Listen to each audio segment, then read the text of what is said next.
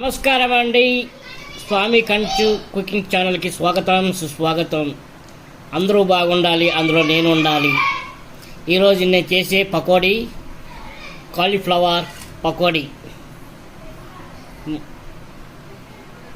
ఇవి చిన్నగా కట్ చేసుకోవాలి. మనకి పకోడీకి, చికెన్ పకోడీకి ఎలా కట్ చేసుకున్నాం అలా చిన్నగా కట్ చేసుకోవాలి.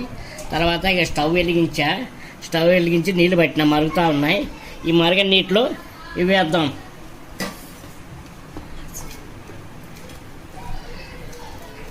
కొద్ది పసుపు వేసుకోవాలి.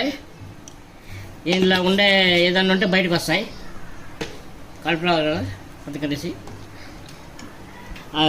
ఇలాగ మరిగిన తర్వాత ఇది తీసి సపరేట్ చేయాలి. ఇవి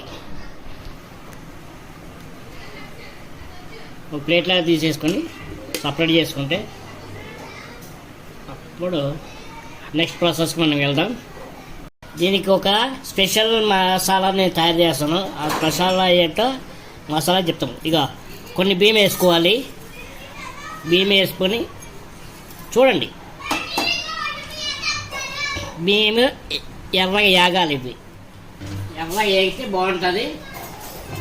దీనివల్ల ఏంటి బియ్యం వేస్తున్నాడు అనుకోకండి, దీని అమోఘమైన అరోమా వస్తుంది, టేస్ట్ ఉంటుంది బియ్యం. చూడండి మీరు ఒక్కసారి నేను చేసినట్టు చేసి ఎలాగుందో పకోడీ కామెంట్ రూపంలో కామెంట్ చేయండి.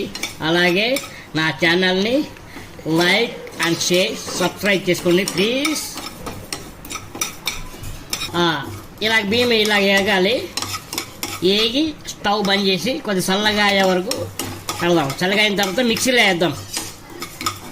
మనము బియ్యం వేపుకున్నాం కదా, బియ్యం వేసుకుందాం. తర్వాత ఇందులో కార్న్ ఫ్లవర్ వేసుకుందాం, ఒక 2 స్పూన్లు. తర్వాత స్పెషల్ మసాలా, గరం మసాలా అంతా, ఇది పకోడీ మసాలా, నేను తయారు చేసిన మసాలా ఇది ఇంట్లో.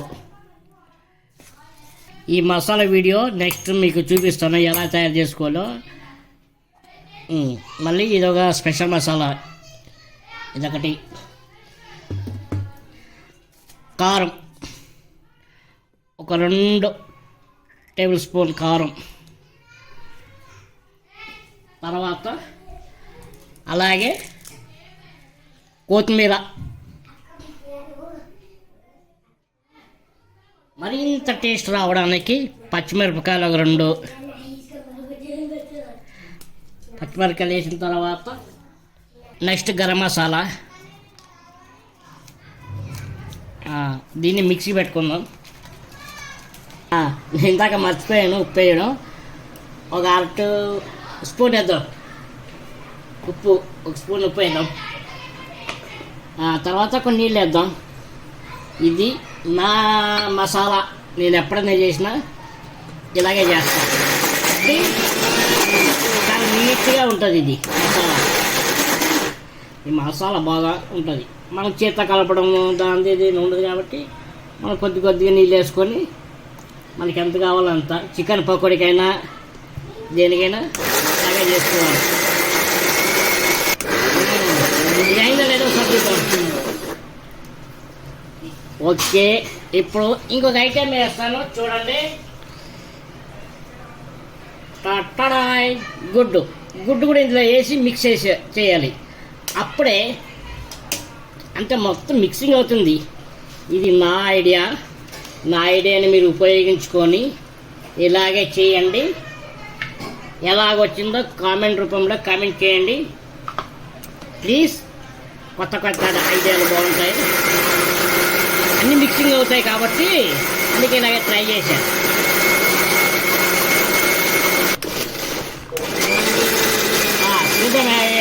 ఇది మిక్సీ ఎంతవరకు మిక్స్ అయిందో,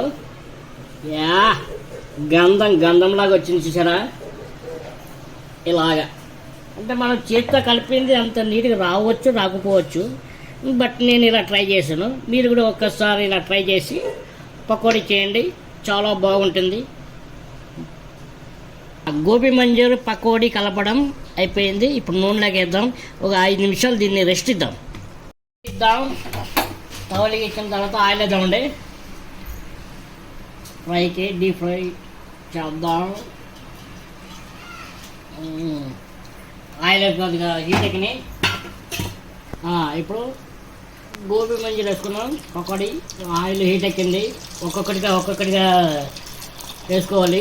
అన్నీ ఒకటేసారి వేస్తే బాగుండదు.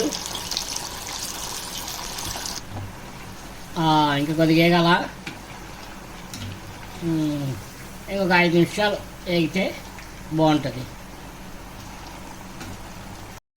అయినాయండి ఇవి. తీసేద్దాం. తీసి ఈ బౌల్లో వేద్దాం.